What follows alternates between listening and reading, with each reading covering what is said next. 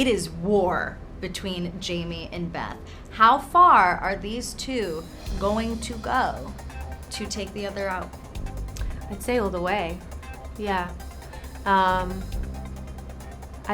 not giving anything away, but I think Beth has always known in her heart who Jamie is, and it's then become, I can't talk about it too much, Right. but it's become, it's a prophecy being fulfilled, really, and there is a curse in this family and a heartbreak and a loss that has to end.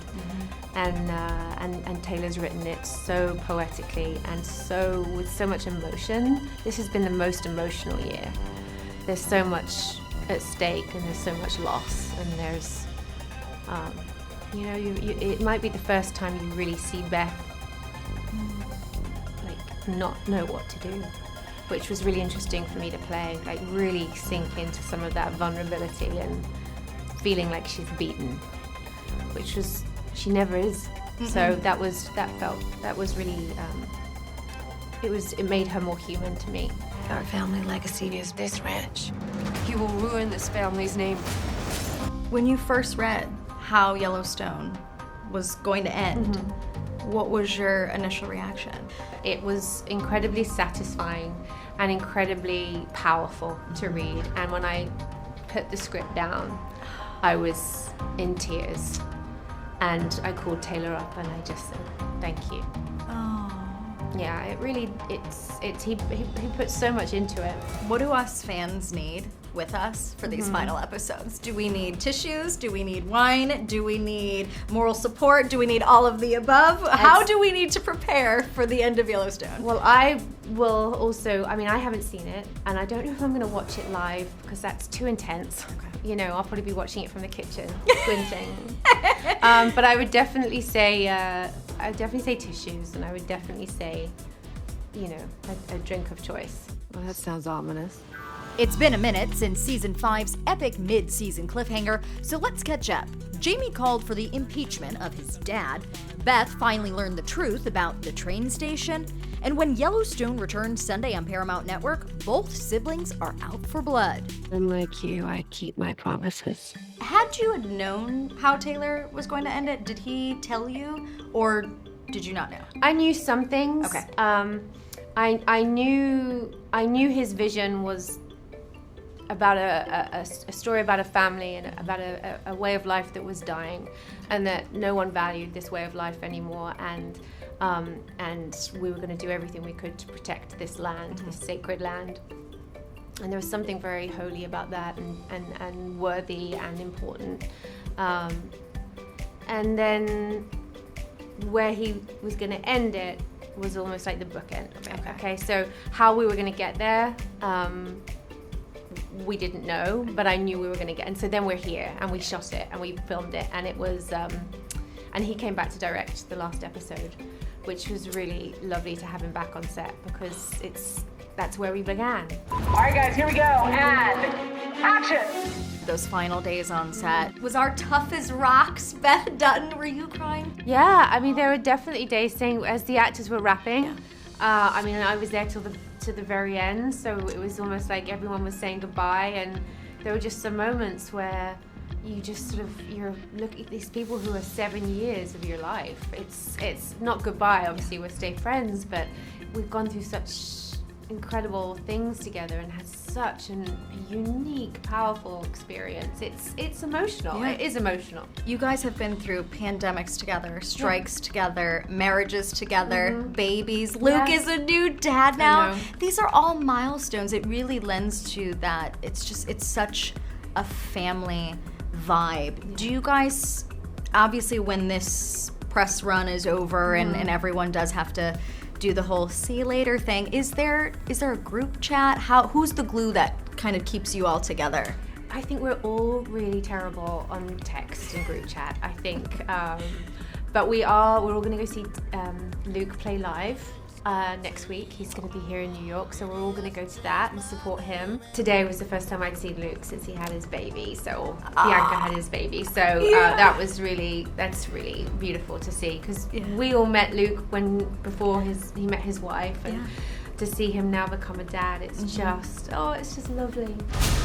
Oh, this is gonna be fun. It's been pretty fun so far. Beth Dutton easily will go down in history as one of the best characters we have seen on TV. Beth and Rip will be the most iconic couple we have seen on TV. What do you hope Beth Dutton's legacy is? Well, she's a wild woman. I hope she always is. But I think there has never been a character for me to see what she is willing to do for her father's dream to protect has been. It's emotional. It's obsessive. She would lay herself on the line for him. Do whatever it takes. Season 1, I need you to fight. Fight who? Everyone. Just tell me who to fight. Everyone. And she took it like a mantra, and she was his most loyal soldier. And there's something so fierce, a female fierceness, if that's her legacy, that's slightly wild and sometimes a bit off, a bit too insane, but there's a dignity that I find to Beth's endeavor. There's something about the energy that it means everything to her. It comes from love. It comes from love. It doesn't come from hatred. It comes from devotion. And I find that really beautiful. Let's get one thing clear. You touch my peanut M&Ms in the freezer, I will kill you in your sleep.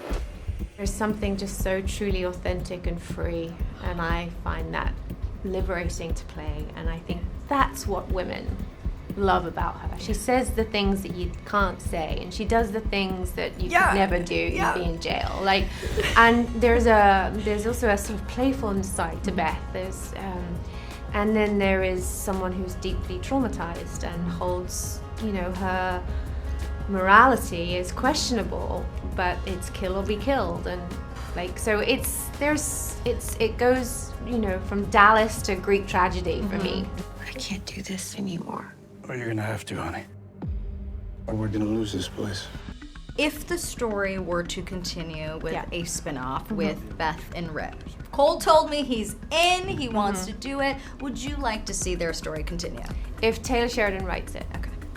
Because he's the one that's created Beth. I think any ending lends itself to a new beginning, right? And there is so much, there's a lot more that I would like to explore with Beth. I'm getting older, and there are some things that Beth has done over the years that I've kind of outgrown playing, and I would love to see her evolve now. And I think there are some things that have happened in her life that will just naturally happen because of life experience and whatever. But that would be an interesting. Who are they without the fight? Who are they? Cole said he wants y'all to just be Bonnie and Clyde and rob everyone and ride off into the sunset. He said what? I hope they turn into Bonnie and Clyde and rob everybody. You know what I mean? Oh, Bonnie and Clyde. Yeah, I think we're a bit old for Bonnie and Clyde. But I don't know. I like the idea of us. There's an episode in season 5 where it's called a whiskey meadow, and you. And I think that summarizes Beth's idea of peace and happiness, where there is simplicity and there is nobody around and no one wants her land and she doesn't have to destroy anyone, that actually she wants some quiet.